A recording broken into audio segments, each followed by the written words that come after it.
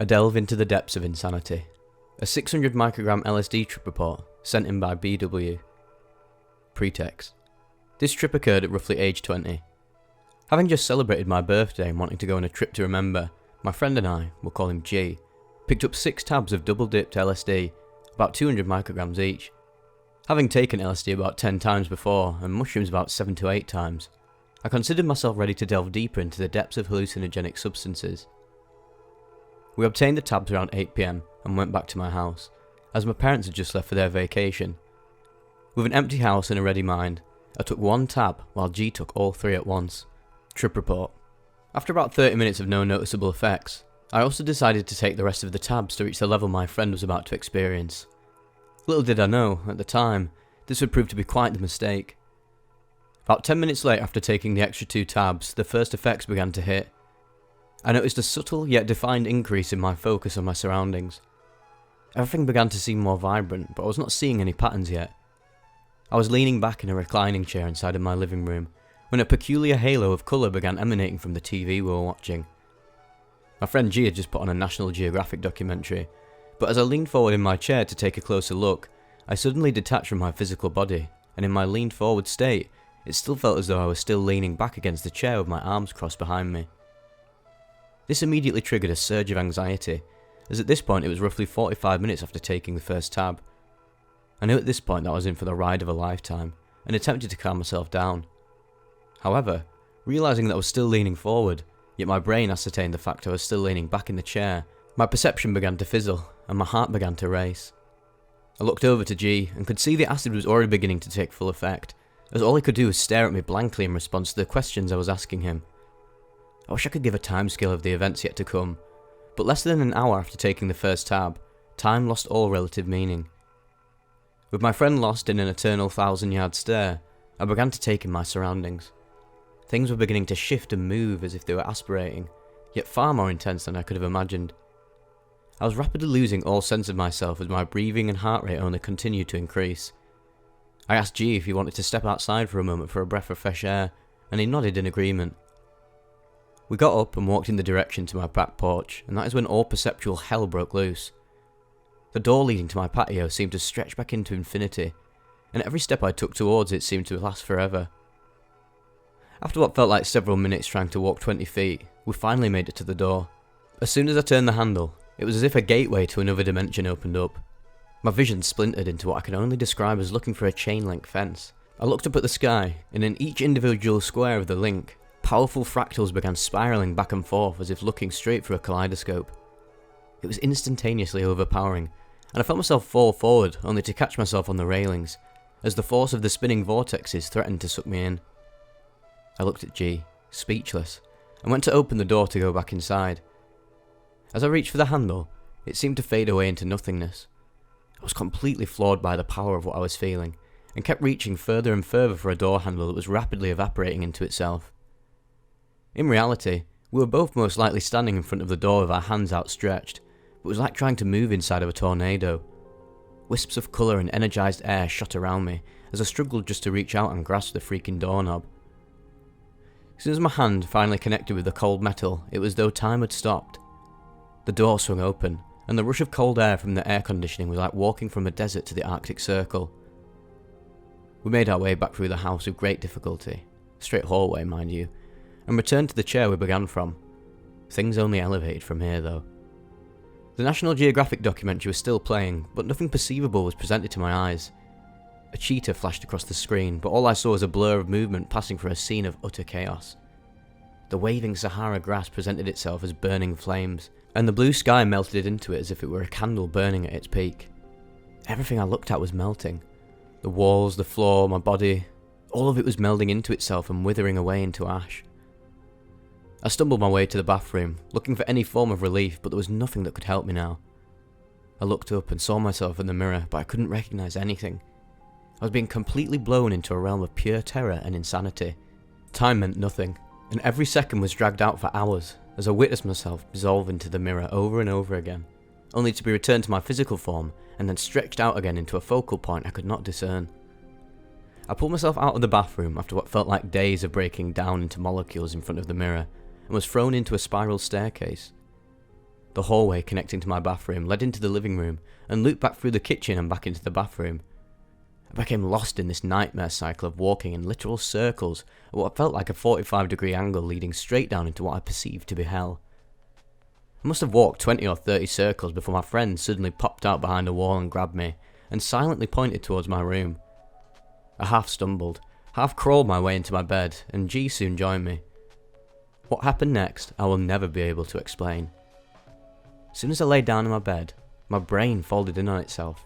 I turned what felt like 720 degrees around my brainstem before I lost all form of vision and my mind was overtaken by a blank grey screen. In this blank canvas, a huge hexagonal pillar spiralled forth, covered in every sensory organ a human contains. Eyes, ears, noses and tongues covered the pillar as it sprung forth into my mind and began seeing, hearing, feeling and smelling every experience I had ever had up until this point. I felt the tongues lick across my being, eyes pierce deep into the veil of my existence, the ears listening to every thought I've ever had, and the noses sensing scents deep within my memory. I became the embodiment of perception, reliving countless moments in time where I didn't even consider the impact of my ability to sense, and felt everything I was existing within. I began to writhe and scream as memories were ripped from my consciousness and dissolved into thin air, as if flies from my brain were being sent to the recycling bin of a computer and then deleted. I begged for the feelings to stop, until out of this pillar of oblivion, a hand extended its reach.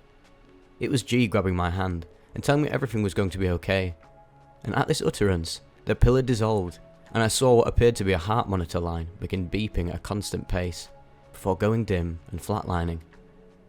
I heard an overpowering beeping, and all I could bring myself to do was ask G, "Are we dying?"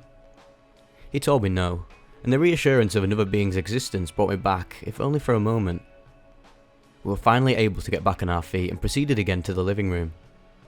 Sat down in the chair, a pure manifestation of being humming with the tone of the universe itself. It was then I experienced what I consider the true revelation of my trip. After I sat down, I began to weep of human suffering. Death and the end of life swept over me like a colourless wave, and I begged God to be able to see my mother and father again. As I wept, a figure emerged before me and took me up in its arms. As soon as I felt its hold, I suddenly felt the most peace I have ever felt in my life. I looked up at the figure, and it appeared to be female, but it had a blank face and I could only perceive its form. Once this feeling of peace encompassed my being, I was sat down like a schoolchild at a desk and I heard the words, "Let me teach you of this life, my child," resonate through my core. They weren't spoken, rather communicated through a surge of spiritual energy, and I felt my soul vibrate to the frequency emanating from this mysterious entity. I was shown a vision of a wave, much like those of the ocean, but instead, it consisted of energy lines defined as varying colours of radiant light. I watched this wave begin and gain momentum as it continued, until finally crashing into a shore, stopping and then receding. I felt as though I'd just watched the ending of a life, until another wave crashed onto the shore, and then another. I heard, or rather felt, the entity state, "Life comes in the form of waves. You have a beginning, a middle, and an end, yet that does not stop the other waves from coming ashore as well." I watched in repeated procession, as wave after wave crashed onto the shore, coming to the conclusion that we are all waves, gathering energy as we move along, until finally we meet the end and our energy is absorbed and washed away, only to start the cycle again and again. This probably isn't exactly what I heard or witnessed, this is just my recollection afterwards. After taking this in, I was no longer worried about death as I was before. I became at peace with the thought that we are all waves of energy, and after we die, that energy does not disappear, but becomes part of a new wave. As quickly as this entity came, she vanished, and the mortal desire to drink water became an overpowering sensation. I got up and decided I needed a drink of water. As soon as I stepped in my kitchen, it was as if I had just walked out into the Milky Way galaxy itself. The lights of my kitchen appliances were projecting into my field of view as a massive spiraling galaxy. I saw the individual stars twinkle as this celestial mass rotated within my kitchen, and I could all but gaze at its magnificence. Found a cup on the counter and proceeded to fill it with water and drink the whole thing, only to forget I had just drank the cup of water and remind myself I needed it. I must have consumed at least 7 to 8 full glasses of water before I realised I'd been drinking this whole time. This began the last leg of the journey of my insane trip. I rejoined G in the living room, who was sitting silently watching the documentary series that must have been playing for hours past this point. I sat down and joined him in the revelry, and a particular episode called After Dark had begun, where it showed the activities of nature that occurred by night. I watched in awe as I became a leopard stalking its prey in the shadow of night. I felt the terror of being a seal pup crying out for its parents in complete darkness, hoping to hear the fated response. I became a colony of meerkats, preparing a new tunnel system for its newborns. I even became an owl using its precise night vision to swoop in on unsuspecting vole. For the next hour or so, I lived the life of the animals we witnessed on the screen, until my dog came into the room demanding to be let out. This brought me back to some semblance of reality, which had meant absolutely nothing to me this entire time. The come down came quickly, and soon I felt myself residing within my own body again. The last residual effects were quite pronounced, however. G pointed at a spider residing within its web on my back porch as we stepped back out onto the patio, which by now almost 10 hours had passed. I looked at the spider, and I could feel the energy it emitted radiating into the world as an aura of existence. At this sight, I realised I could sense the energy of all living things around me. The grass, trees, and all of the tiny insects around me all flowed with an interconnected force that was so powerful I was brought to tears yet again. After an hour or two of a few more residual effects and breathing patterns, I returned to a sense of somewhat normalcy. It took roughly 2 days after, however, to feel myself fully again. This was especially pronounced within 24 hours after the trip, as I felt as though I couldn't even begin to communicate or interpret what I had experienced. Conclusion: absolute insanity. It was far more devastatingly powerful than I anticipated. After this experience, I gained a profound appreciation for all forms of life, and have completely altered my perception of death itself. I haven't tripped since this moment, but I still feel the itch every now and then. All I can say is, be very careful where you think your limits are set, and always be aware that hallucinogens such as LSD and shrooms can be far too powerful to handle. I'm glad I experienced this trip, but at the same time I remain horrified at the prospect of ever returning to such a state again. Be safe, folks. BW.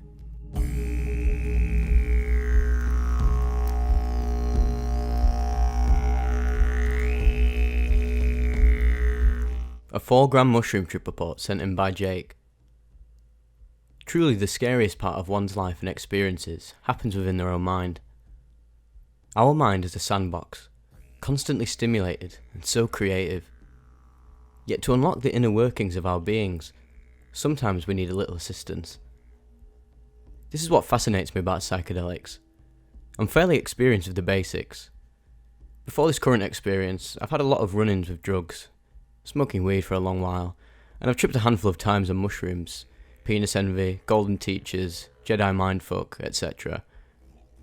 Yet most of my doses were relatively low, never really more than 2 or 2.5. I've also done acid once, and wasn't too much of a fan of the experience, but that's really enough for context. The story starts with a beach trip with a couple of friends and my girlfriend. We rented an Airbnb, only 3 or 4 blocks from the beach, so it was about a 5-minute walk. We brought a shit ton of alcohol, weed and shrooms. The trip in question was a new strain my brother had given me. To be honest, I should have asked what it was and what its potency was like, but I figured I had enough experience that would be fine no matter what. We arrived at the beach, and for our first night we just smoked a bunch and drank. We went to the beach the following day, shopped around and had a great time. Enter 650, the trip. I took about 4 grams of mushrooms and my girlfriend took 1.5, as she was relatively new to tripping, only having done it once before.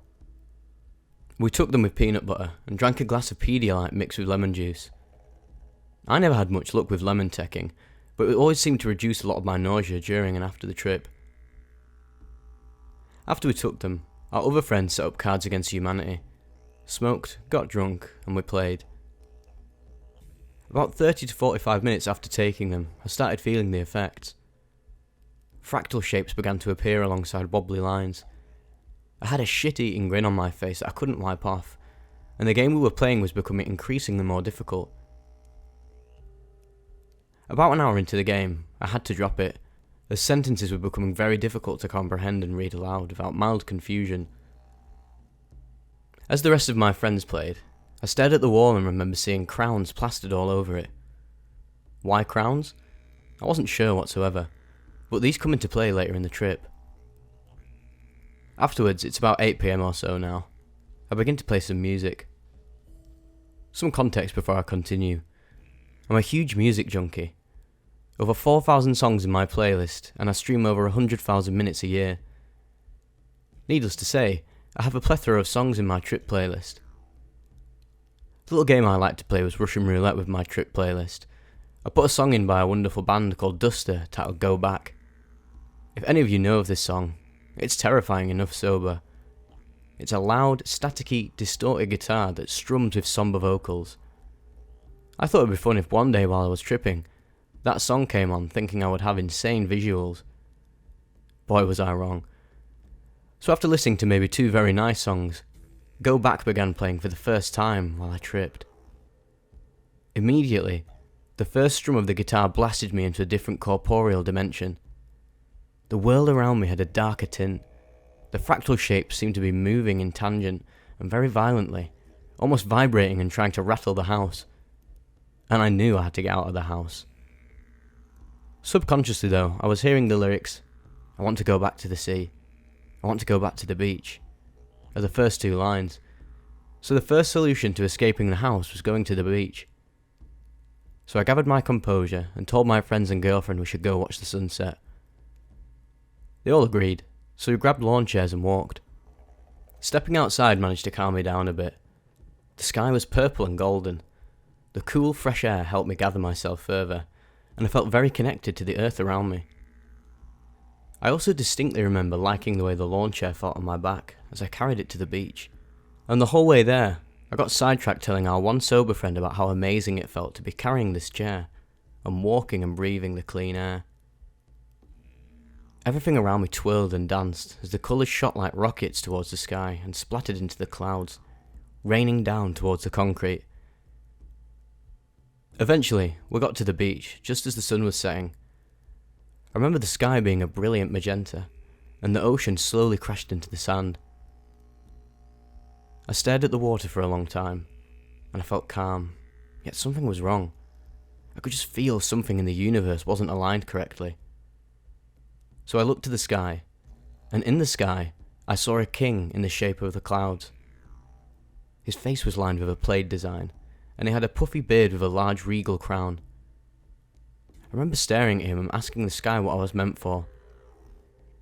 The king's mouth was moving, but I couldn't understand him. So I started moving closer to the ocean to get closer to him. Eventually I was in the water.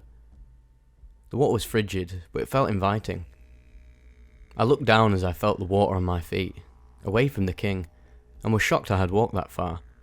The water felt magnificent on my skin. It felt as if angels were caressing my body and enclosing me in a warm embrace. I remember looking back up to the king in the sky, only to find he was gone. In fact, many of the clouds had become invisible, as the sun set over the horizon and it began to get dark. Disappointed, I looked back to the ocean and remembered what I was here for. The waves seemed to get bigger at this realization, as the vast ocean revealed itself to me. "Go back," I heard. I turned around to see my friends and girlfriend multiple feet behind taking pictures on their Polaroid cameras. I turned back to the water, and knew what had to be done. I grabbed my phone from my pocket and played the song. Instantly, my tether to reality was broken. The black ocean swelled, and I was but a mere chalk outline in a land of shapes with such complexity one could never even fathom. The ocean crashed against my feet, as it felt they were locked in place by cinder blocks.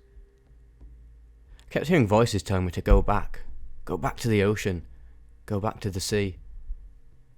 I heard voices to dive in, voices telling me to drown myself. I had immense suicidal urges in this moment. The urge to drown myself was almost uncontrollable.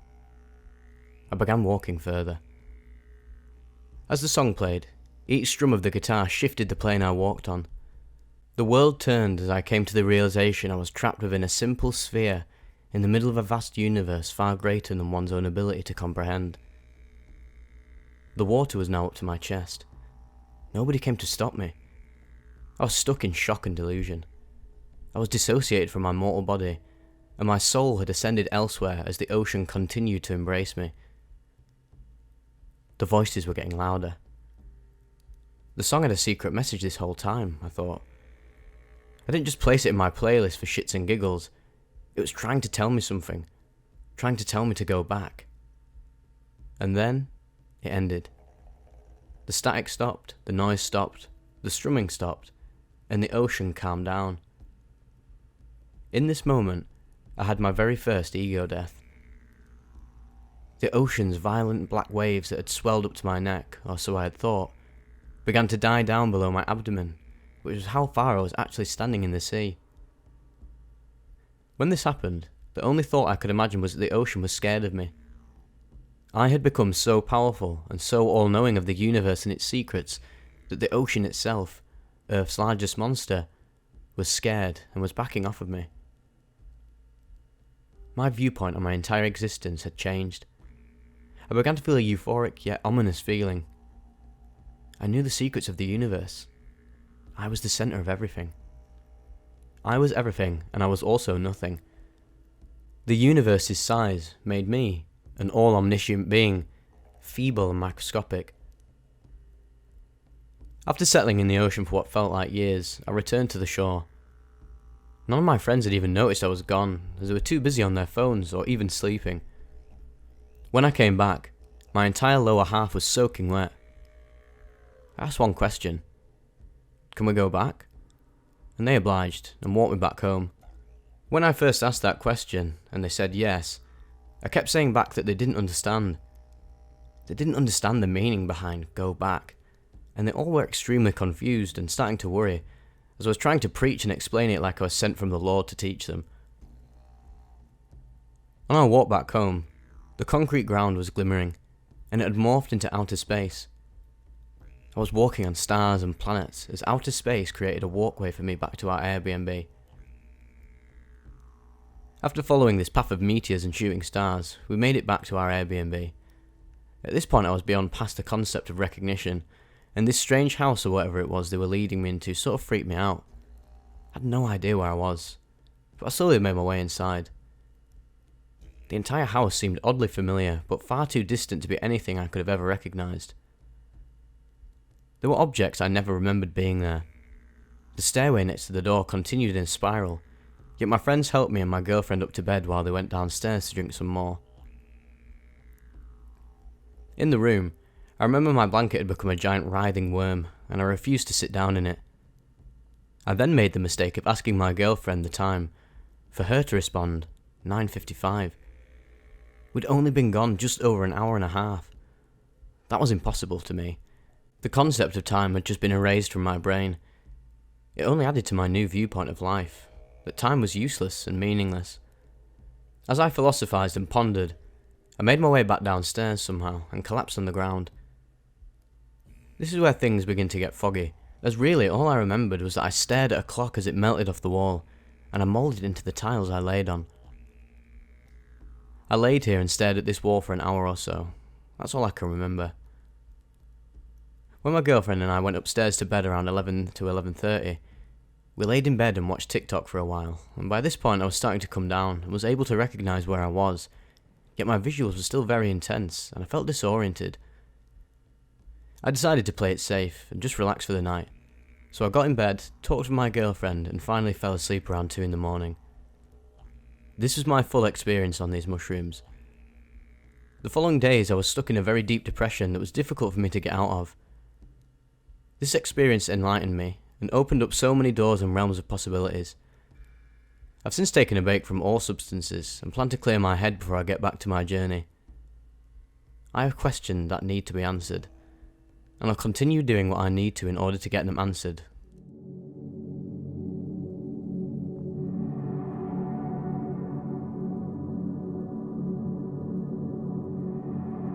A Double-Edged Sword. A DXM trip report by The Shadow, uploaded to Erowid.org on October 13th, 2000. Of all the drugs I've tried, the most in-depth and mentally tiring drug is DXM. Dextromethorphan, or dextromethorphan hydrobromide, usually found in over-the-counter medications. Yes, you can find DXM in the local supermarket under the label Robitussin Maximum Strength Cough for approximately $1 per ounce. It's perfectly legal, at least now it is. You never know what Newt Gingrich will do next. And is not for the weak of heart, at least not in the upper plateaus. Refer to the DXM FAQ in the Lyceum and/or Erowid for more information about plateaus. I contribute these experiences of mine, to the vaults of Erowid in order to further educate those who are seeking knowledge of DXM. Sure, you could be a rocket scientist for all I care. You still don't know shit until you've had the experience itself. I've been to the 4th plateau and back, which speaks for itself. Really, the main questions you should ask yourself before trying DXM are, am I afraid of my own mind? Am I afraid to look deeply into it? Am I afraid of leaving my body and existence behind? You can expect all of these to happen on an upper plateau trip, for they most likely will. This contribution is meant to scare those who cannot handle DXM, and to encourage those who can to think about trying it. It's all a personal choice, because if you're pushed into it, believe me, you won't like it. The thing about DXM that first interested me was its spiritual depth at the upper plateaus. After a bit of reading the FAQ, I went to Publix and picked up an 8-ounce bottle of Robo. Throughout the week after, I experimented with 2 Plateau 1 trips and 1 Plateau 2 trips. I thought just then that I knew exactly what would happen at the high 3rd plateau, but I was completely wrong. After about another week, my friend and I got together and bought 2 8-ounce bottles and quickly arrived back at his house.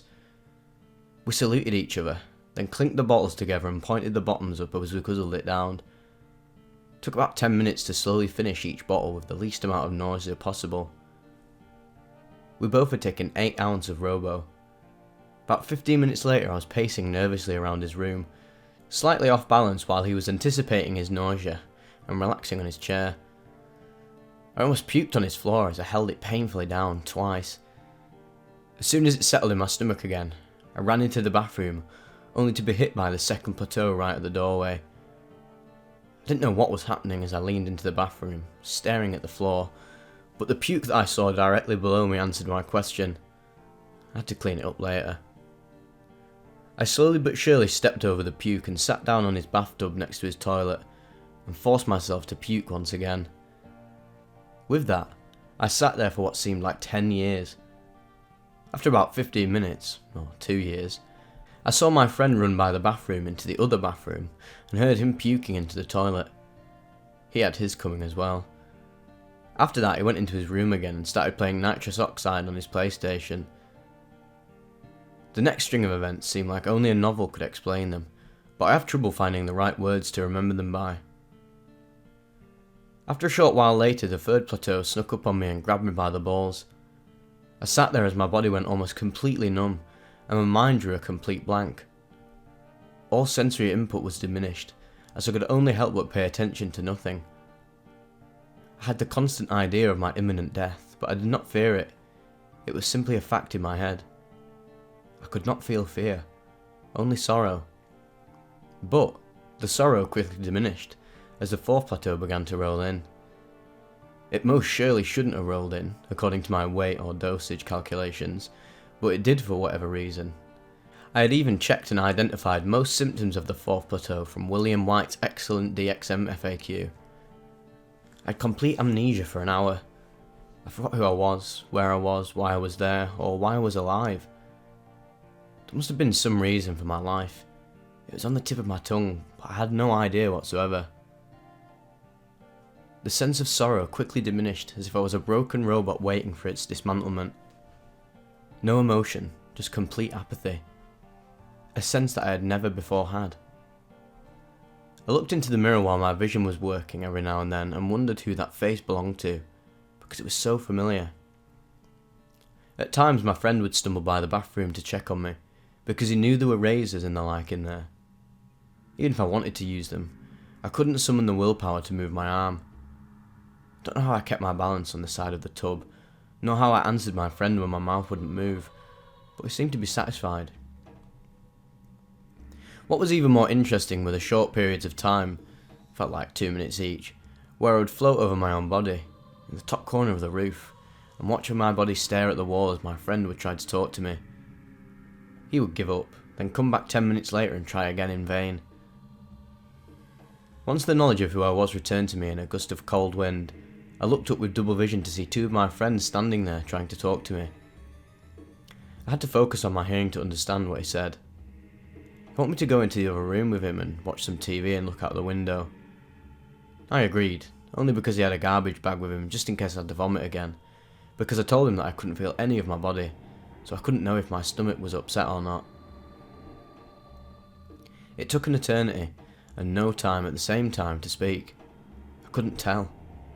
So, with my eyes plastered open as if I had drank 25 cups of coffee, as it makes you, I took giant balanced steps out of the bathroom into his room, being ever so careful to lean against things so I wouldn't fall down the stairs. Once I arrived in his room, I wondered how I got there. I was supposed to be in the bathroom. Could I have walked into his room and not remembered it 2 seconds later? I sat down very slowly and placed the garbage bag under my head in case. For the rest of the trip, it wasn't necessary, but I didn't know that I wouldn't be vomiting anymore. The fact that I had vomited was a big factor in the mood of the trip. After I stepped down to the third plateau, I found myself with a little more sanity now. Stared out the window with my wide eyes, watching a palm tree slightly sway in the breeze. I still had the double vision, so it was hard to focus on anything, but easy to focus on nothing and everything at the same time.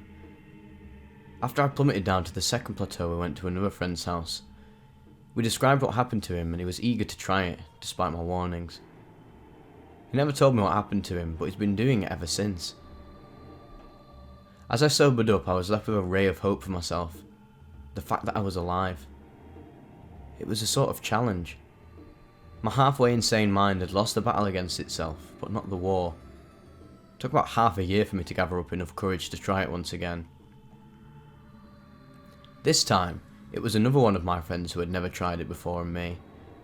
We hunted around supermarkets around 11 PM, trying to find a way to turn $11.06 into 16 ounce of Robo. It involved a lot of careful planning and some shoplifting, but we did do it. We dosed at about 12:45 AM that night. It was a night that I will never forget. It was the night that I overcame my own mind. I had won the battle. About 1:15 my friend vomited violently and commented, "I feel like shit." I had advised him to sit over his bucket and try to calm down, but it didn't work. I, however, had the mental control that night to keep myself from vomiting. There were times that I thought I was going to vomit, but I was gladly mistaken and nothing came out. I eased myself into the journey. I forget the transition from the second plateau to the third, but it clearly happened.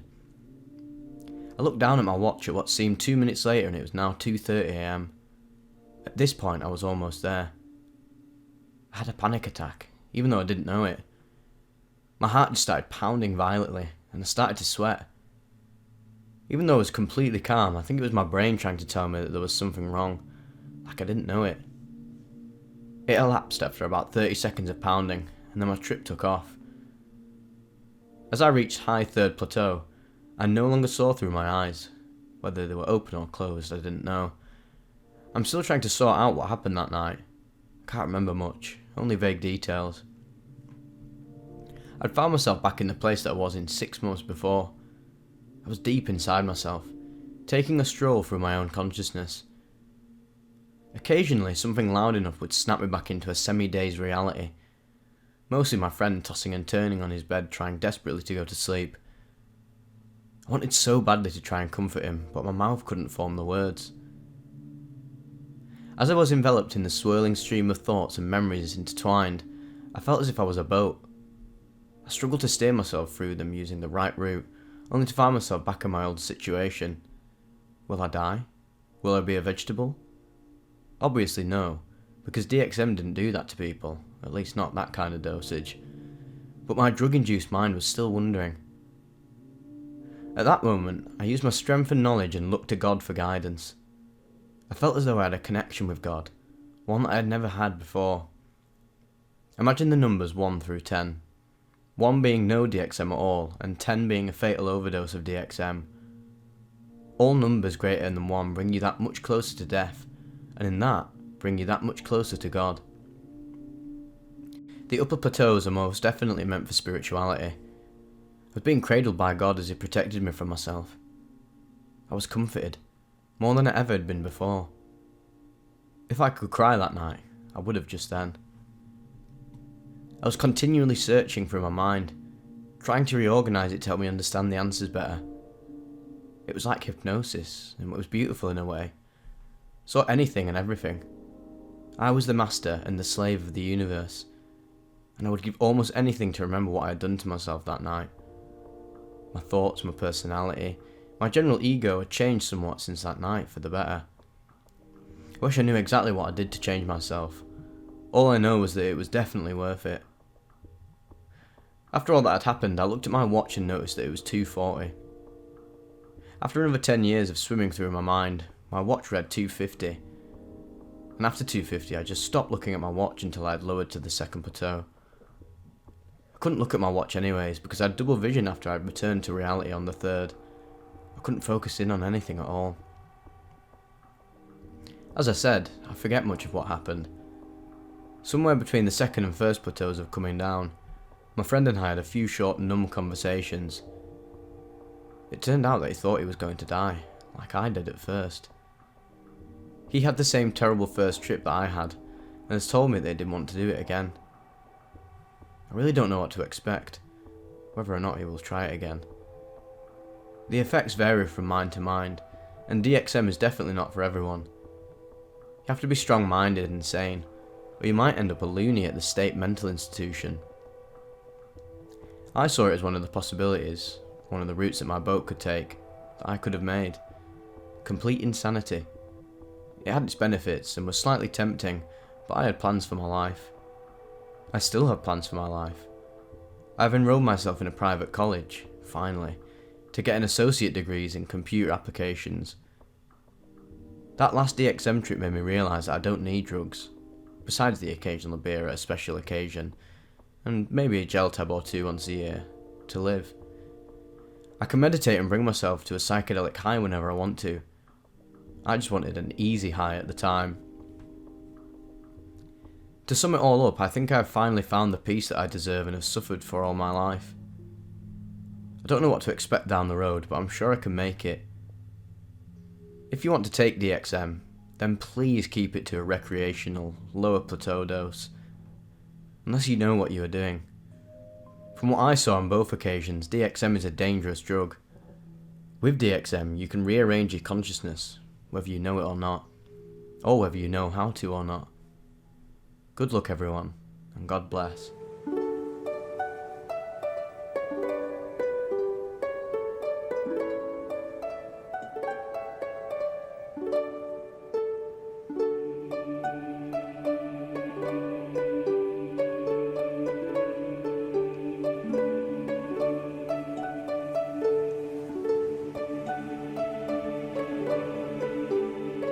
Unending Orgasms, a DPT trip report by Kafka is God, uploaded to earward.org October 2nd, 2022. My background. The following story was my 6th time doing DPT.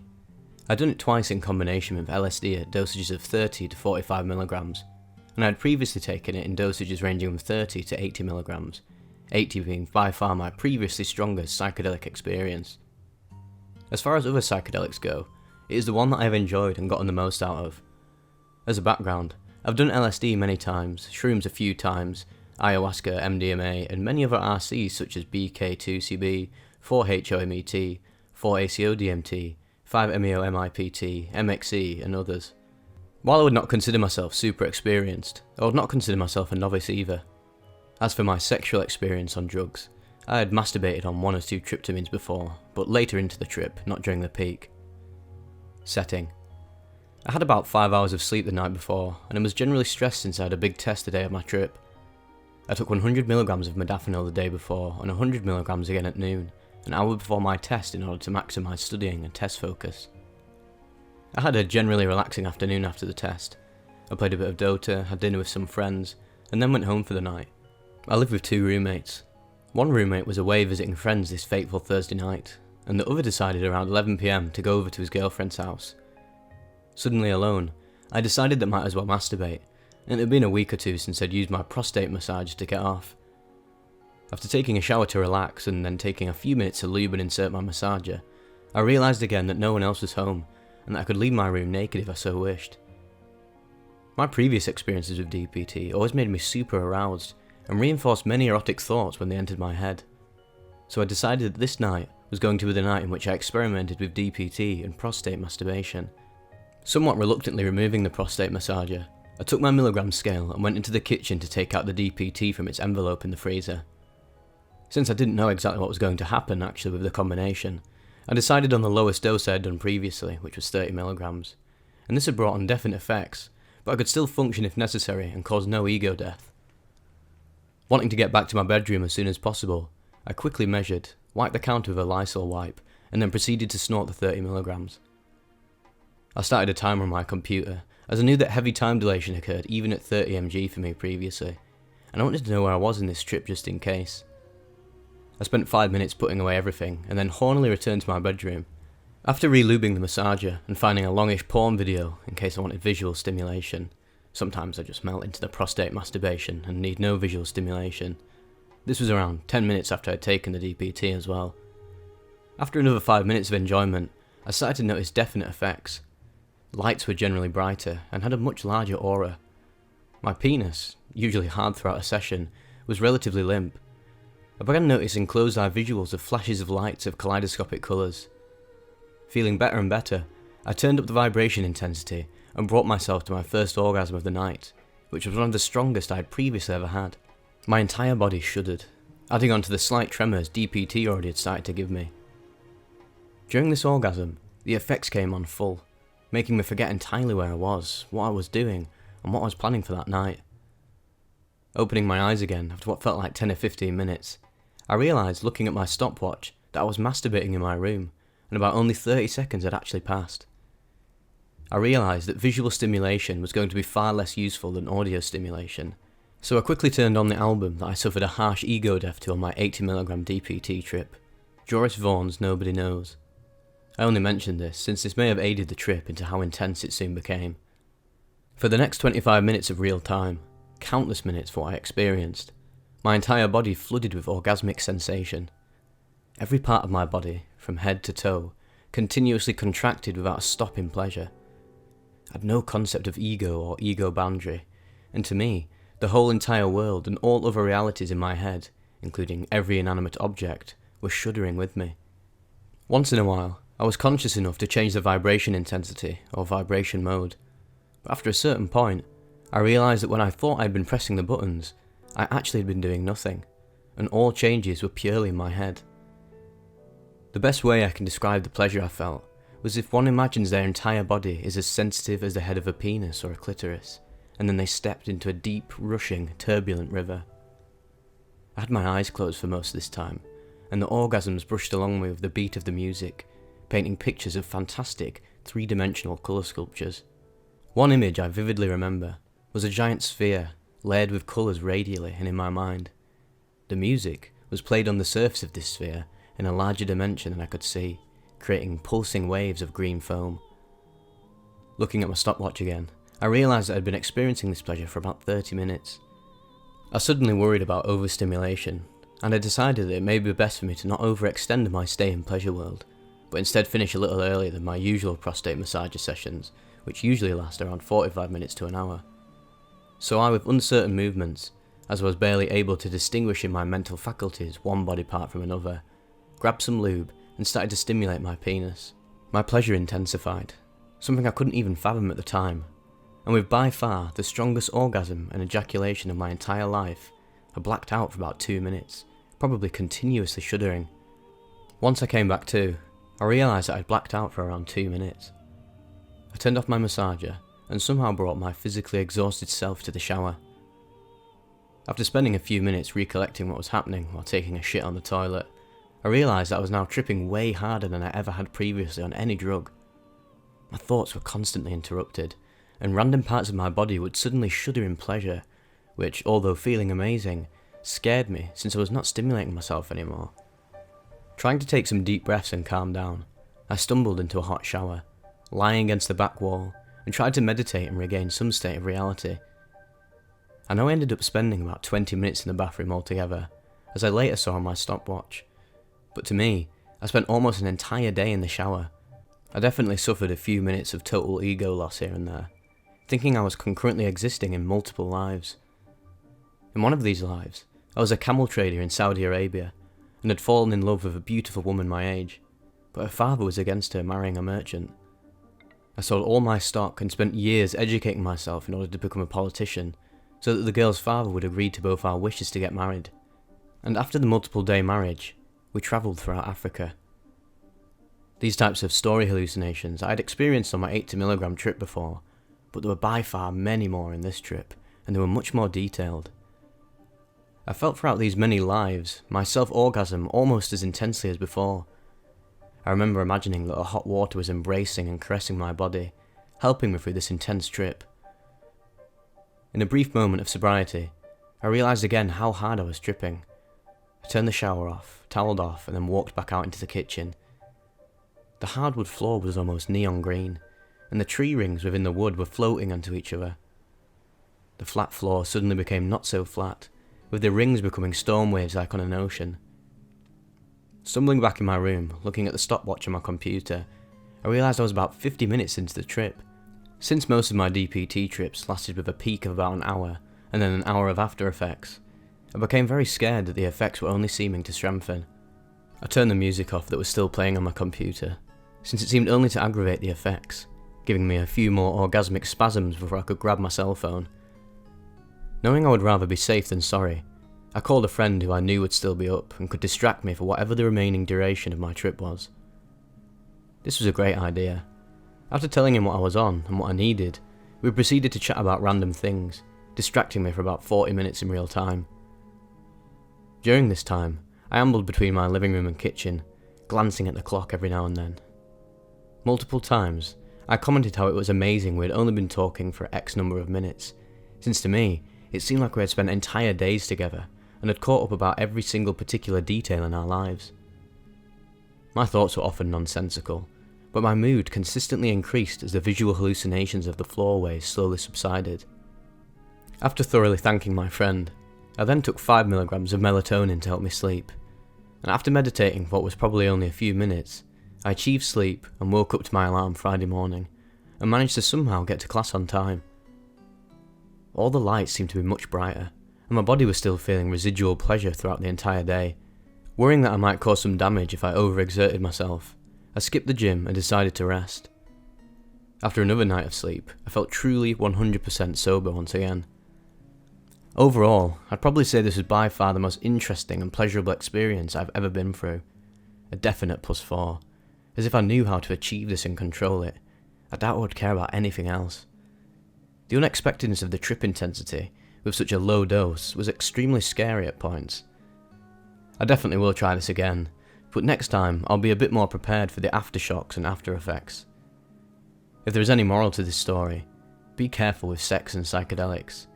It is amazing, but DPT is not a drug to take lightly, since it can blast you to realities beyond imagination.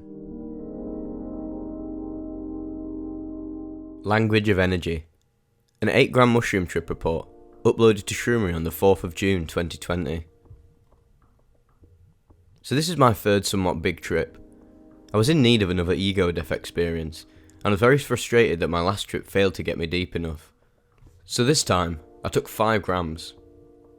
I waited about an hour and a half, and when I still wasn't going in, I ate about another 3 grams, for what I believe was a total of about 8 grams of mushrooms that I'd grown myself. That is an important part of this. I started out attempting to listen to meditation music, because in the past, it was the music that allowed my mind to drift into that mushroom world of learning. But after a while, I decided to try turning the music off, and just listen to the window AC unit.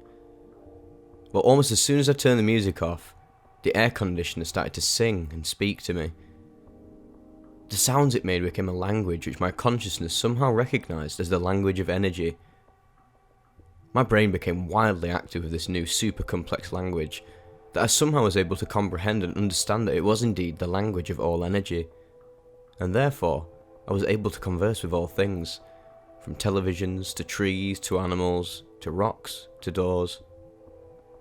When I began communicating with the air conditioner in this new energetic language, all of a sudden I was transported into the electrical outlet, and from there, through all of the power lines throughout the entire world, and therefore was able to enter any building, room, or electrical device I desired to enter.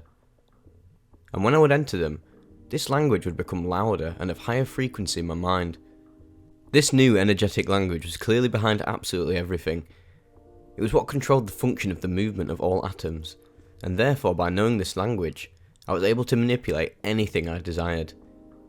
This was including going within my own body and healing things. And when I would go to heal something in my body, this language would get super intense, as if to indicate that the more complex the healing, the more energy, and more complexity to these words of this language which carried so much meaning than simple language. One word had the power to convey many complex meanings. One complex word had the ability to manipulate atoms and molecules to where simply speaking this energetic language had the ability to heal.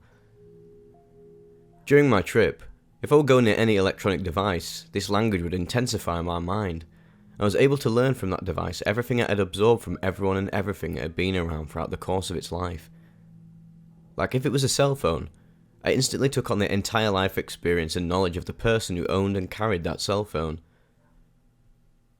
One of the wildest things that happens to me during these type of trips is the ability to live hundreds or thousands of lifetimes within the short span of the trip. This does not make any logical sense as far as we comprehend time. Time becomes non-linear for me during these trips, and I wake up literally feeling as if I just came back from hundreds and hundreds of years, living many different people's lives. I mean, to explain, I'll suddenly find myself in the body of a child. I will live that child's entire life, including every experience from birthdays to brushing their teeth every night, to going to school, to simple interactions with their family members, as if I'm that person living that life.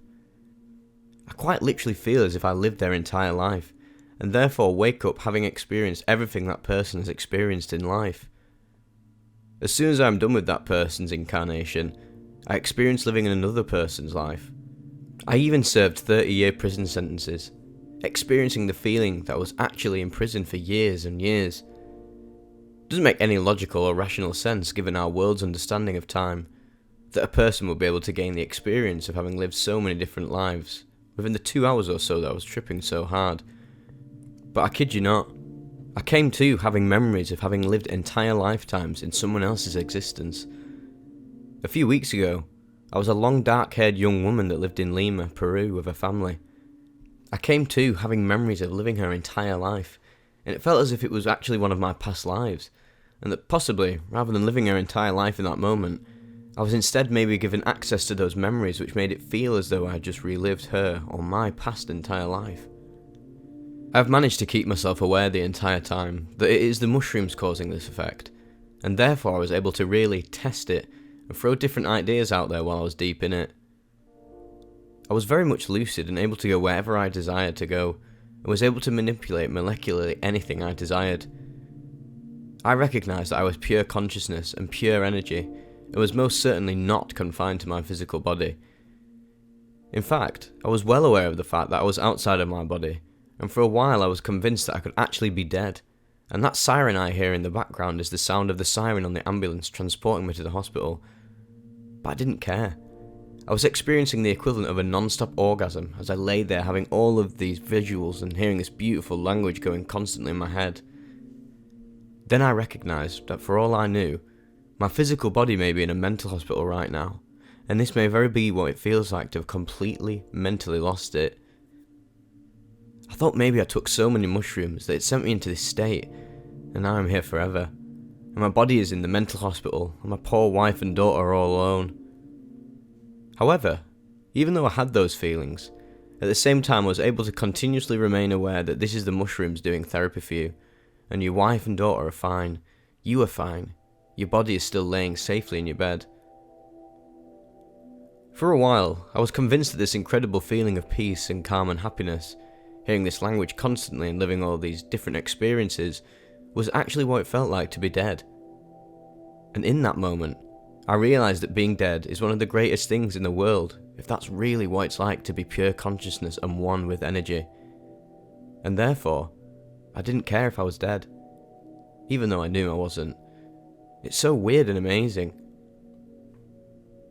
I didn't converse with any entities like many people do, because I was the entity. I had a realization that there was no one and no thing of higher intelligence than me at that moment. I became literally no one, in no time, in no place. So much so that for a while, I had the perception that I was in total darkness of space, and that I was everything. I was every single organism, every energetic force, every emotion. Literally, I was everything. And therefore, there was nothing I could not do, nothing I did not know. For a while, I found myself perceiving Earth as a tiny speck in this vast field of darkness, and I had the understanding that that tiny speck is where my physical body currently is. And here I am, speaking fluently in this super sophisticated new energetic language, and realising that I am everything. And I sat there wondering, how in the world am I ever going to be able to dumb myself down enough to be able to converse with the people on Earth again? How am I ever going to be able to reduce myself down to such an insignificant existence again, and dumb my language down so much that I'll be able to talk to my wife or anyone else ever again? It was truly a serious concern of mine. I was looking at the tiny little Earth over there and realising it is going to be such an incredible disservice to myself to have to forget all of this knowledge of any information, just so I can live a somewhat normal life among the humans on that tiny speck that I know I have to go back to when the mushrooms wear off. When I was in that state, where I was everything while at the same time being no one, in no place, in no time, as Dr. Joe Dispenza puts it, referring to meditation and getting into that state, I literally had a perfect knowledge of all things, including how to heal my own, as well as other people's bodies by use of this energetic language, which was the mushrooms' way of teaching me that the power to heal and manipulate energy resides within us all, but we have to learn how to speak the language first. Some people are naturally prone to be energy sensitive, while others, due to life experiences and things, tend to feel nothing most of the time. I've always been one of those people. So this mushroom trip, I feel, was the mushroom's way of teaching me that I absolutely do have access to this energy and can feel it and use it to my advantage, but I just had to have it shown to me in a way that I could comprehend. I'm a post-op trans woman, meaning I had a team of surgeons cut my penis off and turn it into a vagina. At least as close to a vagina as surgery can accomplish. I've dealt with a lot of weird nerve pain in that area of my body ever since. Nerve pain that was very distracting and unpleasurable. Well, during my trip, while I had access to this energetic language and the perfect knowledge that I was pure energy, and therefore had the ability to heal anything I desired, I decided to focus on that part of my body, and focus my energy on one specific spot that has been giving me a lot of nerve pain every time I touch it. Ever since this trip, the pain has subsided. My wife and I have issues getting along at times. I use the trips to process my own childhood traumas that cause relationship issues between us. I was neglected a lot as a kid. I didn't realise it at the time, but being married now, a lot of issues have come up that are clearly caused by childhood trauma and neglect. But what the mushrooms do for me is, for one, they allow me to remember the traumas and therefore recognise where the current emotion or response is coming from. The other thing they do for me is show me that my past experience is so insignificant in the grand scheme of things that I no longer have to be inhibited based on past experiences. The mushrooms help me to see that while my life experiences did form me the way I am, I do not have to remain in that rut. My fears and anxieties surrounding certain things in life, I'm able to recognise their true origins, and therefore not be affected in the same way by things that would normally trigger me to get upset about something. I take everything as it comes, and I'm able to see people where they're at without judgment. If someone has an opinion about something that differs from my own, I'm able to completely not let it affect me, because I'm able to recognise that that person has that opinion based on their own personal life experience, which is far different from mine, and therefore I cannot justifiably judge that person for having that opinion. They have it simply based off of their available knowledge and information. It is incredible to be able to keep my mind and heart in that place, and just experience unconditional love for all of my fellow humans. As I start to come down from my trips, I've learned that a huge key to integration and moving the negative parts of the trip out of my body are movement. Lots and lots of movement. So I put my good wireless headphones on, I put on my favourite dance music, and I go in our backyard and I just dance my heart out for the next couple hours as the psilocybin works its way out of my body and I come down. If I don't do this extremely important part, my body gets this really depressed feeling after the trip. Whereas after dancing it out for a while and really getting a lot of purely carefree dance where I don't worry about anybody watching me, don't worry about any judgment, I become one with the music and let myself move in ways I never have before. After doing this, I'm feeling super happy and good about life, and I'm able to then go to bed and sleep really good, whereas normally after a big trip, if I do not incorporate the movement at the end, I have an extremely hard time sleeping and end up with a terrible headache the entire next day. The other super fascinating thing about this trip, as I said, I tripped on mushrooms I grew myself. Now this particular flush of mushrooms was my very first monotub. They were Amazonian, and because I did not use nearly enough spawn in the substrate was super slow to colonise, and then only produced a total of 17 dried grams in the end. But the interesting thing is, during my trip I also experienced the entire life and emotions of the mushroom. I had a great deal of expectations for them, and they could sense that from me, and therefore they grew up with this sense of trying to please me. Knowing that I expected them to grow, I was getting irritated that they weren't growing faster.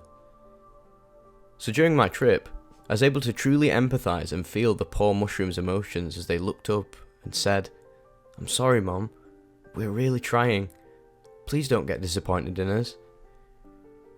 Eating mushrooms I cultivated myself caused me to experience everything those poor mushrooms experienced. At one time I was taking a spore print from one of the caps, and had it on my desk the entire time.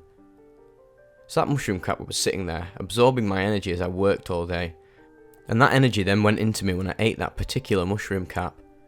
It was so crazy, but I guarantee you from now on, I'll be treating all of my mushrooms with a kind, caring, motherly love as they grow. So yeah, there was so much more to this trip. I mean, obviously a person can't live the lives of hundreds of different people and explore the entire planet via the electrical lines and things, and possibly type out everything learnt. But this was one hell of a wild trip. About 8 grams dry total. And I feel like I have access to empathy again. And I'm able to see people for where they are and not judge. I love it. Last time this feeling lasted an entire month before I needed another big mushroom trip again. So hopefully I'll be able to maintain this for at least a month. But when I am ready again, I will hopefully have a whole bunch more very well loved and cared for mushrooms to consume.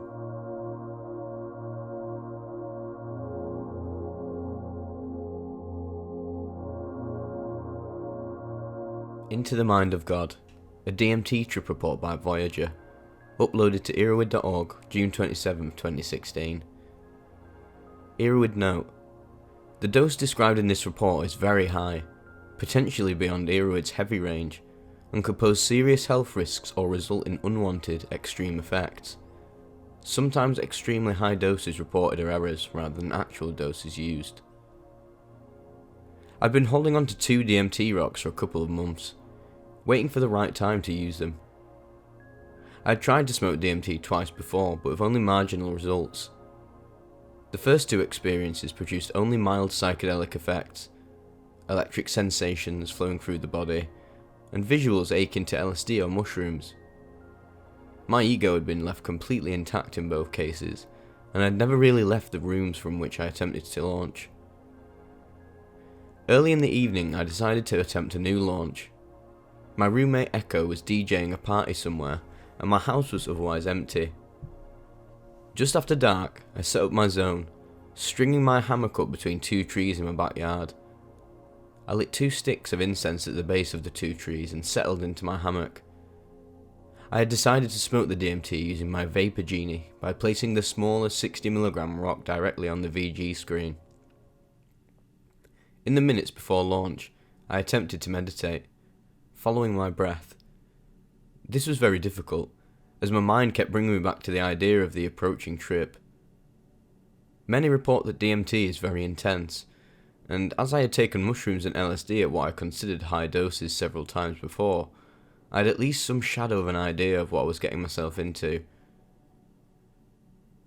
As I held the VG up to my face, my heart rate increased noticeably. I became short of breath and felt quite nervous. I began to hit the VG, but my lungs protested against the very slow hot stream of air and demanded oxygen. I stopped mid-inhale and gasped for air.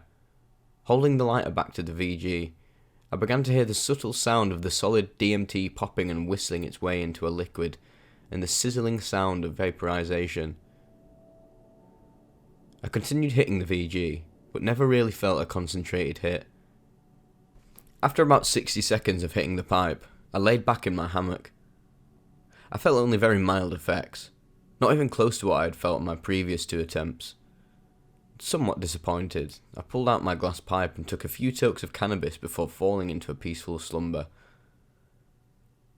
I slept for a couple of hours, waking to a rekindled desire to attempt to launch.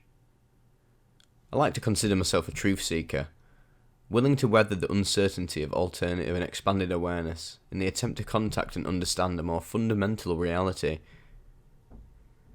Given an adequately prepared set, an appropriate setting, the right tools, and the right chemical key, a curious psychonaut will seize the opportunity for learning, in spite of his nerves and reservations about the unknown. With newfound resolve, I took my VG inside to reload. Upon taking it apart, I found a black gooey substance caked all over the screen, effectively clogging the pipe. After removing the screen, I found the same gunk running down into the stem of the pipe. The rock I had placed in the bowl had completely gone, but had evidently liquefied and ran through the VG screen. I replaced the screen with a new one, laid a thin bed of cannabis and placed the larger 170mg rock of yellow-white DMT upon it. I hoped the cannabis would catch the liquefied DMT before it ran through the screen and away from my heat source. During this process, my roommate Echo returned home from his DJ gig. I told him I was preparing to relaunch, and I asked him to serve as my guide. I've had mushroom and LSD experiences by myself several times before, and I knew I could very much likely handle this experience alone. But deep down, something told me that securing Echo as my guide was the right thing to do. We went out to the backyard, and I relit 2 new sticks of incense at my hammock zone. Echo sat in a chair facing the side of my hammock. The cherried incense glowed orange through the darkness, and I was comforted by its familiar aroma. I settled back into my hammock, covering my lower half with a blanket and holding the VG and lighter up to my face. The nerves came back. My heart rate increased and I felt starved for oxygen. Again, I took a few minutes to consciously slow down and focus on my breathing. I was a rocket quietly posed on a launch pad, awaiting the inevitable ignition sequence. "See you in eternity," Echo said as he flicked my lighter and held the flame to the VG. Again, I could hear the popping and sizzling of the vaporizing rock, but this time I got a concentrated vapor hit, complete with that subtle plastic taste I had encountered on my previous attempts. I exhaled the white vapor and went back for a second toke. My body began to buzz with familiar electricity.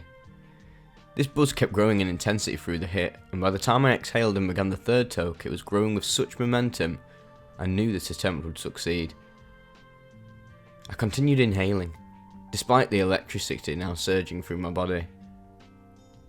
The third toke gave me what felt like the thickest hit yet, and as I blew out the column of plastic vapor, I fell softly back into my hammock, body and mind disintegrating into a billion disconnected pieces, scattered across the face of oblivion.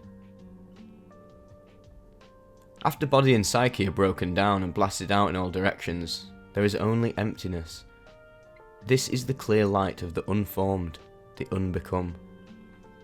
There is, in fact, no experience here that the psyche can preserve in memory.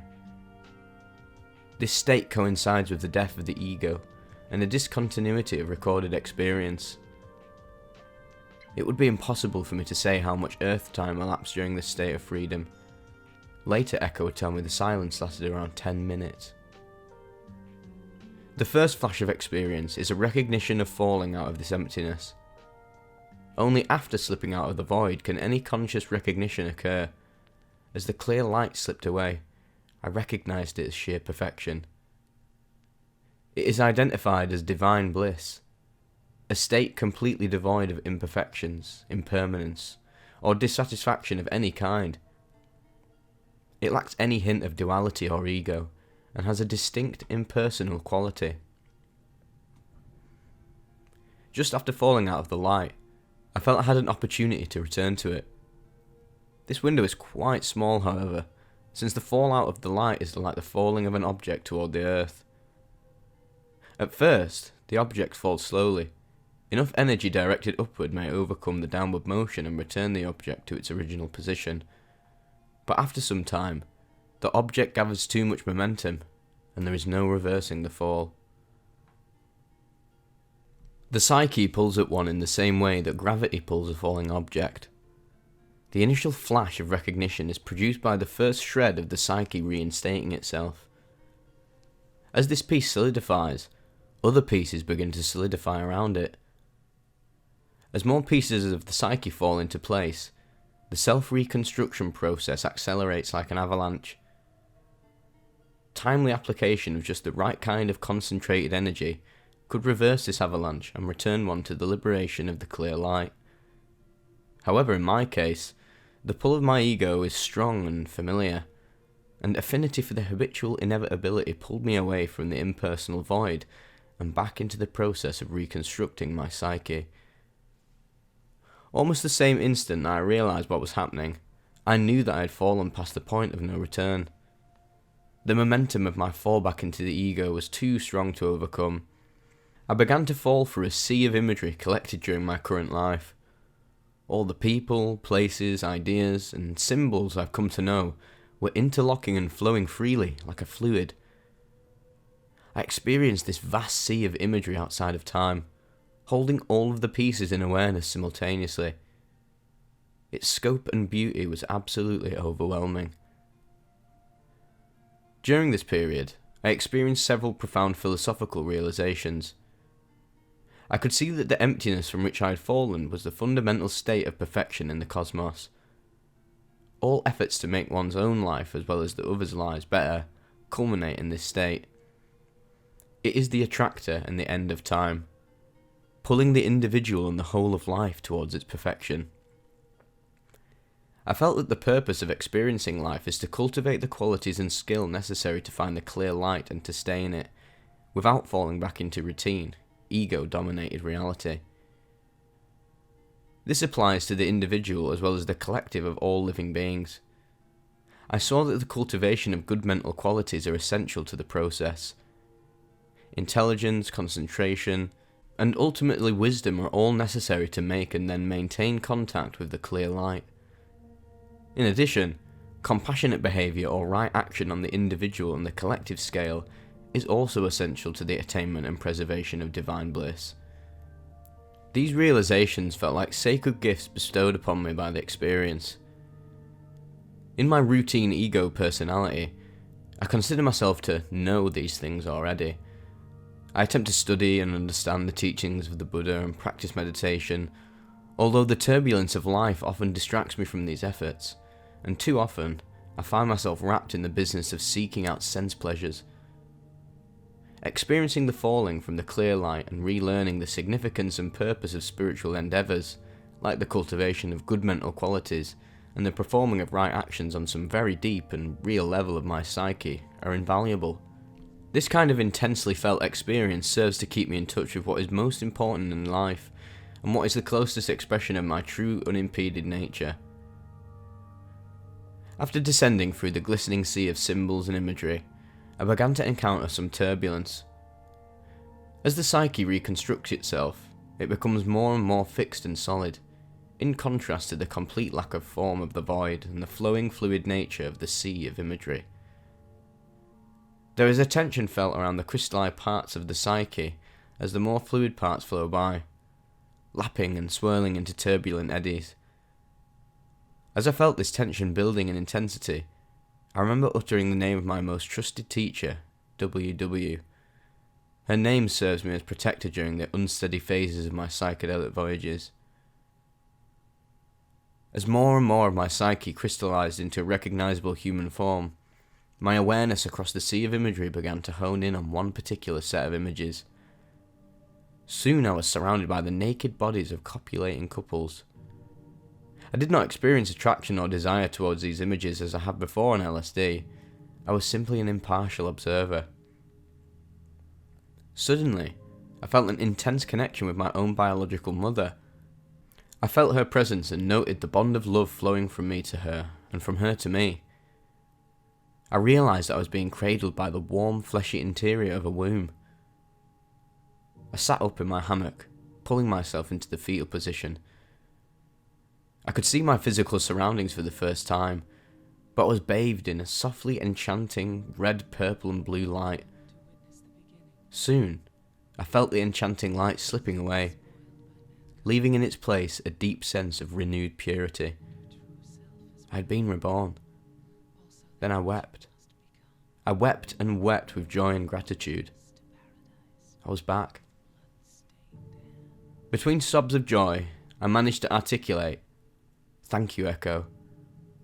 I didn't know how to explain to him how helpful and critical his quiet, grounded presence was to my experience.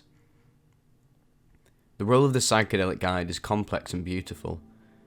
Somehow his grounded, non-doing presence serves to facilitate the smooth passing of the voyager through the various phases of the experience. I silently honoured my earlier intuition to request his service as guide to my session. Gradually, my sobs became more like laughter.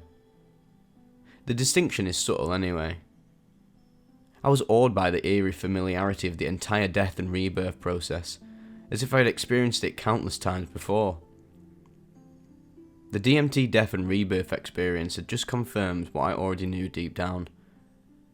The purpose of life is to make life better for oneself and all other beings. This gradual incremental process of making life better a tiny bit at a time culminates in the divine bliss felt just after the breakup of the body and psyche.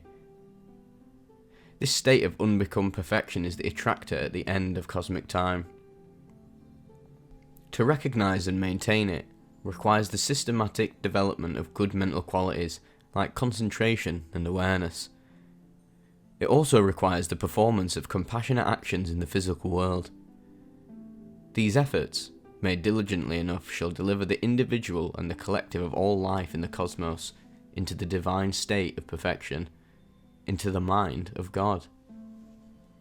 The first true breakthrough DMT experience contained at least as much depth as I've found in the peaks of my high-dose mushroom and LSD experiences, but with a laser-like succinctness. The main distinction I notice is the duration. The entire experience is condensed.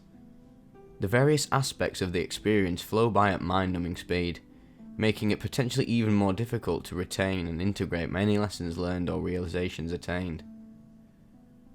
The retainable content of the experience begins only after one falls out of the void and lasts through the rebirth back into the familiar personality. This fall takes only a few minutes to bring the voyager all the way back to baseline, routine reality. After reflecting on my experience, I returned to my bedroom and slipped into a peaceful slumber. By the next morning, as I write this account, the original content of the deeply felt philosophical realizations has all but faded. I am left with the words I used to articulate the realizations and the memory that these words were connected to a very real, profound experience. Time will reveal how this DMT trip will affect my choices as a human being, navigating through the dream we all call routine waking reality.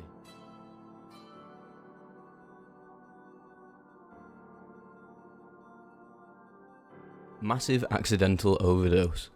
An AL Lad report by Annan, uploaded to Earwid December 25th, 2013. This is the story of a mega overdose on 6-allyl 6-nor-LSD, or AL Lad, in which I accidentally ingested somewhere between 1.8 and 2.3 milligrams of the substance orally in ethanol solution. I wouldn't be surprised if this is the largest dose of the drug any human has ever consumed.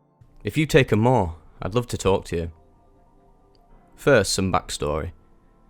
I was lucky enough to have received a small sample, 50 milligrams, of the substance in powder form, directly from the lab which produced it. It came weighed on an analytical balance to microgram precision, so I was able to make an ethanol solution with quite accurate concentration. I created a solution of 150 micrograms of AL-Lad to 20 microliters of ethanol, and purchased a micropipette for dosing, intending to drop most of it onto squares of watercolour paper. I had wanted to try it out at a music festival I was going to, But not having received my micropipette in the mail yet, I decided to improvise a way to dispense 20 microliter drops. I had a small 5ml dropper bottle that seemed like they'd work, and by doing a few tests, I determined that I could reliably dispense 40 drops per milliliter, which worked out to 25 microliters per drop. I'd planned to take 300 micrograms, so it seemed that 2 drops would get me close enough. I put 0.5ml of solution, 20 drops, into a dropper bottle and took it to the festival. On day 1, I dosed a couple of friends with 1 and 2 drops respectively, the day before I would try it, and witnessed extremely positive results. So it was with great excitement that I undertook my experience. Leaning my head back, I held the dropper bottle over my tongue and squeezed ever so slightly, adding pressure slowly, until suddenly I felt a substantial amount of ethanol hit my tongue and immediately disperse through my mouth. Shit, I think I just got a squirt. The lesson here is, always apply drops from vials onto a surface so you can watch. I looked at the remaining quantity in the dropper and it seemed quite small, though it was really impossible to judge by eyesight alone. Putting it back in my bag, I tried to stay calm and wait to see how strong it would get. I started coming up very rapidly. After perhaps 15 minutes and within 45 minutes, I was acutely aware that this would be an extremely intense psychedelic experience. I tried my best to communicate my situation to my friends, but was rapidly losing any ability to be coherent. Visual distortions were very similar to high doses of LSD, but beautifully distinct. My friends' faces appeared to be painted with neon-coloured runes, which remained constant and unchanging as I looked back and forth from face to face with absolute astonishment. Soon, the auditory hallucinations became so extreme that I could barely understand English. I began to hear voices when no one spoke, to mishear what people were saying, and eventually grew agitated, confused and distrustful of my companions. 2 of my closest friends wisely took me back to the camp, out of the main spotlight of the festival, and we sat in a tent together for some time. I had little conception of why we were there, but soon noticed that my 2 friends were looking at each other, moving their mouths silently while the words they were saying formed in clear smoke in the air between them. I couldn't speak at this point, and the visual and auditory hallucinations were so extreme that I could barely see my friends, who were only a few feet away. Eventually, my friend made a casual remark that contained a very personal synchronicity relating to the recent death of my father, which he could not have done on purpose, and which was so mind-bogglingly impossible that I became immediately and fully aware and convinced that reality is a trans-spatio-temporal totality in which all apparent separation is illusory and exists only as a cosmic tool to bring about awareness of the true reality, which might also be called God.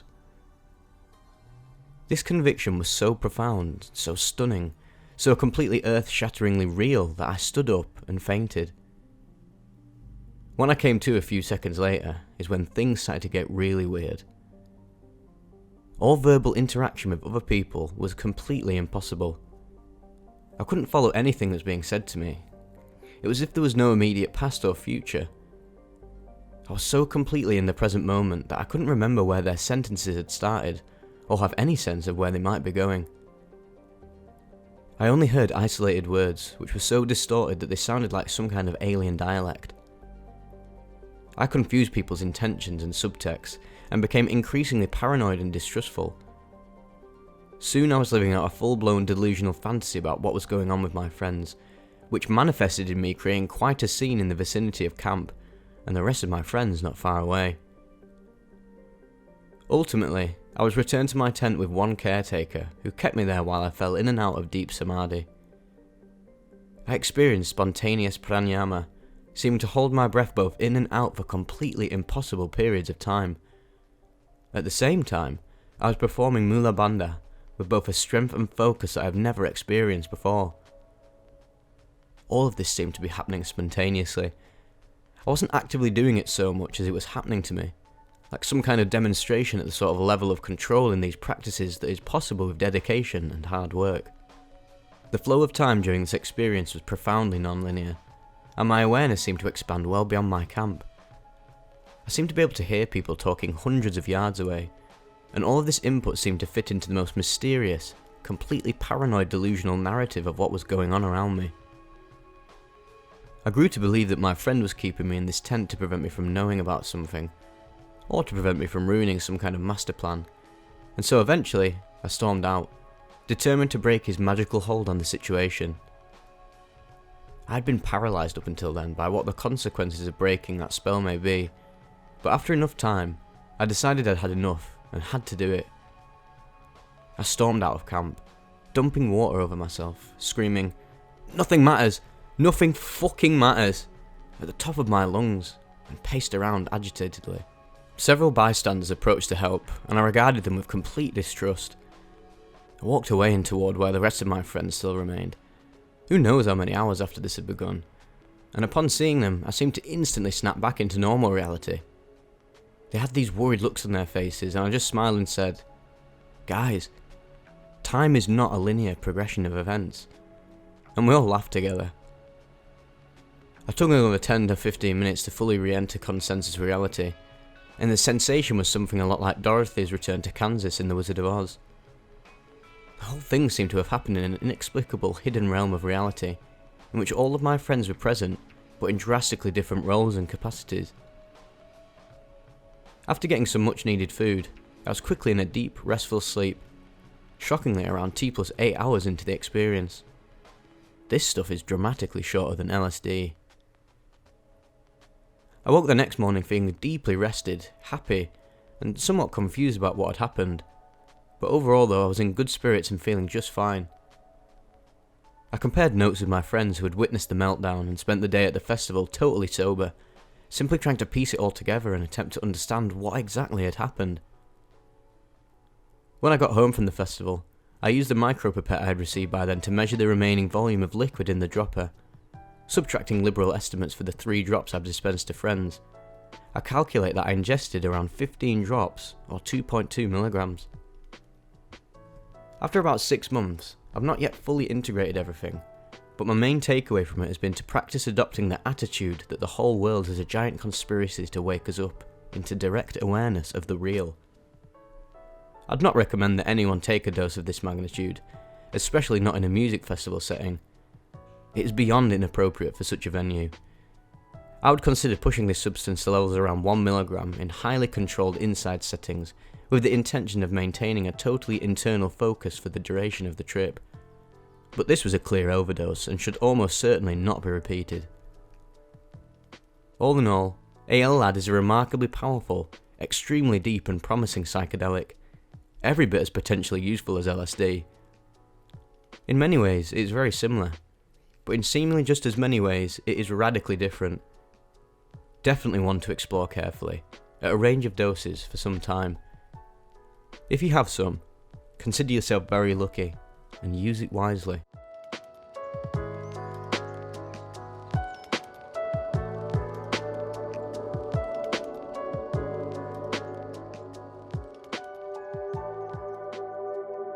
A 5-MeO DMT trip report by Psionic 1, uploaded to Erowid on September 28, 2004. I had read that 10 to 20 milligrams was a fully psychoactive dose, and was pleased to discover that it was possible to obtain 500 milligrams by mail for $175, so I placed my order. About a week or 2 later, a small package arrived from the southern US with my name on it. I opened the package to find a small wax paper envelope sealed in a mylar bag. Therein lay the object of my desire. I should preface the following with the fact that I have had a multitude of experience with psychoactive compounds, from LSA to Datura, nutmeg to MDMA, LSD, etc. And while all of these allies had their potential, there was always something missing from the experience. In retrospect, perhaps it was that I did not respect them as they apparently deserved. None of them had ever taken me beyond the known world to a point where I could not rationalise my experience, and for this I think I denied them their dues. Feeling a great amount of anticipation, I eyed the little yellowish crystals in the wax paper, almost with a sense of awe. Something about their very presence seemed powerful, as if they were trying to tell me something.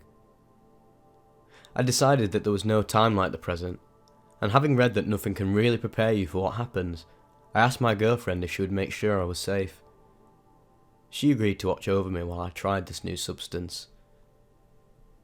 I smoked a cigarette, I no longer smoke as of writing, and filled a pipe with ashes to buffer the melting crystals and stop, or at least slow their retreat from the flame and vaporization. In retrospect, I would not smoke beforehand, as I am not sure what effect this may have had on my experience. Looking at the pile of 5-MeO DMT, I noticed that there was a particularly large crystal, about the size of a blue-tipped match head, that was in with all the smaller crystals. I also read somewhere that the effective dose was about this size, so, lacking a scale, I went with that crude measurement. I gathered the crystal from the pile and placed it in the centre of the bowl of ashes. Looking at my girlfriend, who was also smiling and excited, I felt completely safe. The environment was warm, and I was in our bedroom. I felt that the setting was optimum, and that my set was positive and clear of subjective expectations. I took a deep breath, lit the lighter, and exhaled as completely as possible. Holding the flame to the crystal, I inhaled slowly, touching the flame to the yellowish chip until it sizzled and melted. I inhaled deeply and was pretty sure that I got all of it. 0 hours. I turned to set down the pipe, still holding my breath. I looked back at my girlfriend and noticed that her face was already starting to shimmer and become disorganized from itself. I exhaled. 5 seconds in. I felt a rushing sensation as though something was being forced into my body or spirit from somewhere unseen. I laid back on the bed and took another deep breath, almost as if to try and realign my senses. This was, of course, to no avail. By the time I was able to think about how I felt again, I was so high that it was a shock. It was all happening so fast that my brain could not wrap itself around 1 second's worth of experience before the next second came and was twice as intense as the previous one. 10 seconds in, eyes wide open. The real world was not at all within the reach of my senses. It had been almost instantly replaced by an undescribable, though I will try, world of rings within rings, spinning and rotating, seemingly constructed from multicoloured static and deep as the ocean is wide. It occurred to me at this moment, you have forgotten to breathe. So I took in a shuddering breath, still awed by the almost complete absence of anything familiar. I thought for a second that I might have overdone it. Okay, you're gonna die, you're gonna forget to breathe and suffocate. With that, I took another breath. This seemed to alleviate my paranoia somewhat, and as unbelievable as this is to me now, I think I decided that even if I was dying, it didn't seem like a terrible thing. I accepted mortality and relaxed. 15 to 30 seconds in, the rings faded into what I can only describe as an awareness of something else. This something else was big, and I mean huge, perhaps infinite. It was warm, and I felt as though it reached out and connected with everything. I became aware that this something else more than connected with everything. Rather, it was everything. I was everything. What is that? I became it, and it was everything. 30 seconds to 1 minute. Bliss. I am floating in a sea of warm energy. Little ripples would pass through me, and I would sense their rippling going on forever, into what I had now realised was infinity. I can sense other beings in this web of something else. They are happily floating here too, and perhaps unaware of their connection at all. It does not matter. It really is all good. 1 to 2 minutes. How could I have forgotten about this? Was the sensation that I felt, as if I was remembering something. I'd contacted a feeling that, while totally new to my current version of myself, was somehow familiar on a deeper level, almost as though it was a déjà vu. Of course. It was almost a silly feeling, as though I was so stupid for having forgotten that all of this was one thing, that even in the word universe lies the direct implication of singularity. All is one. These thoughts were not formed as common thoughts like, I want a cup of coffee or I'm going to take a shower. They just were. Almost like a smell that takes you back to your grandmother's house when you were just a little kid. They just were. 2 to 3 minutes. Okay, I'm coming back now. I can't see the room, and I just want to stay in that place. When I relax and close my eyes, which I was later told were open for the above 2 minutes, I can easily drift back to that connected feeling. I decide to linger there for a little longer. 5 minutes in, I am elated, so excited that I've finally broken through. I start to try and explain and find that I really still cannot talk. I can see my girlfriend. She's smiling, anticipating what I have to tell her. I must have looked so high for the last few minutes. I exhale a deep breath and it sounds like I'm on nitrous. A spring reverb echoes around the sound of my exhalation. I realise that the room is filled with quick-moving hallucinations, and it dawns on me that this, the after effects, is 10 times harder than a 2,000 to 3,000 microgram LSD trip. I take another breath and try again to focus on baseline reality, whatever the hell that is. 10 minutes in. I'm still very high, nowhere near where I was 10 minutes ago. I'm amazed and begin to explain to my girlfriend what happened while I was inside of that feeling. She relates to me what happened while she watched from the outside. 30 minutes in. Feeling almost normal. Still some fuzzy LSD-like touches here and there. A brightness to things. Feeling a little nausea as well. 45 minutes. The slightest hint of a high hangs on. Just enough to feel like I am in the first 25 to 30 minutes of an LSD trip. A light buzz and nausea has completely faded. 60 minutes in. Sober, but changed. I feel like I've held the truth in my hand and then sat with it for a while. It was inviting, not at all like I assumed. Truth is comforting, albeit perhaps subjective. After effects. Honestly, there was nothing notable. Looking back though, I feel like I was held back by the lack of breathing at the beginning. If I could go into this with the knowledge of that problem, I feel as though it would not be an issue. Subsequent experiments proved this to be correct. Otherwise, the after effects were all on my consciousness. I've long been a believer that everything relies on everything else for balance and survival. This experience put me directly in contact with that reality. I will never forget the lesson that I have learned. Whether 5-MeO-DMT is responsible for it or not, I decided to start taking better care of myself at that point. Quit smoking, exercise, break free of unhealthy relationships, etc. In conclusion, I believe that in the proper setting, with advanced education about the experience and with the support of competent guides, this substance could profoundly impact the course of humanity. It has given me a respect for all things and their place in the world, that was there previously, but not at all reinforced by experience in my life before this experiment. Caution. I would not recommend this for solo trips. I have since guided people with this substance, and have seen some weird responses to the fast onset, like getting up and trying to walk away. This is not good when you are not in touch with everyday reality and under the influence of a major psychoactive chemical. Oh yeah, after all this I was shocked at how many of these experiences I could potentially have. 500 milligrams divided by 20 milligrams equals 25 mind-blowing trips at about $7 each. So I gave some to responsible friends and dosed a few other people, figuring that sharing this experience was more valuable than hoarding it. Go with care and respect for yourself, your ally, and the universe.